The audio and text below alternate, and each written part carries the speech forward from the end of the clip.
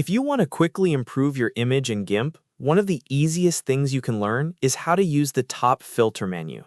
In this video, I'll walk you through the full process step by step, so you can apply a filter to the right layer, target just part of the image if needed, and then fine-tune the effect before confirming it. This is a simple workflow, but once you understand it, you'll save a lot of time and get much better results. And if you find this tutorial helpful, make sure to hit like and subscribe for more GIMP tutorials just like this. Let's get started.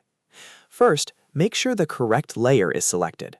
Open your Layers dialog panel and click on the specific layer you want to edit. This part is important because GIMP applies filters to the active layer, so if you choose the wrong one, the effect may not show up where you expect it to. Also, avoid trying to apply a filter to a blank or transparent layer because there won't be any real image data for the filter to process. Next, decide whether you want the filter to affect the entire layer or only one section of it. If you want to change just part of the image, use a selection tool like the Rectangle Select tool or the Fuzzy Select tool. Once you make your selection, the filter will only affect that selected area. If you want the effect across the full layer, you can skip this step and move straight to the Filters menu. Now go up to the top menu bar and click Filters.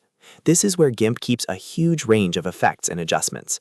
You can also right-click directly on the canvas and hover over Filters if that feels faster for your workflow. Either way, you'll see the same filter options appear. From here, hover over the category that matches the effect you want. For example, if you want to soften an image, you might go into Blur. If you want to sharpen details, you might go into Enhance. GIMP organizes these tools into categories so it's easier to find the right effect without guessing. Once you see the specific filter you want, click it.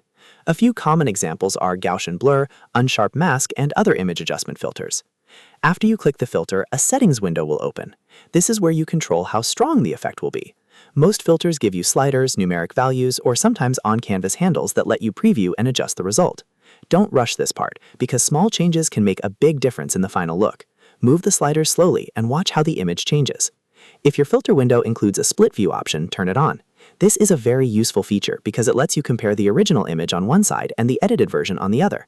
That makes it much easier to judge whether the filter is improving the image or if it's too strong. Use it especially when you're learning because it helps you avoid over-editing. Once you're happy with the settings, click OK to apply the filter permanently.